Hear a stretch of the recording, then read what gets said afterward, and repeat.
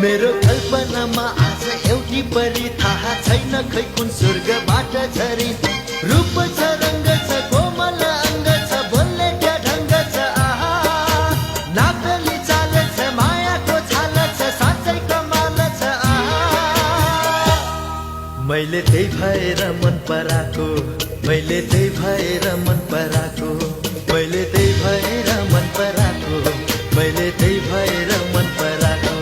मैले त्यही भएर मन पराको मैले त्यही भएर मन पराको मैले त्यही भएर मन पराको मैले त्यही भएर मन पराको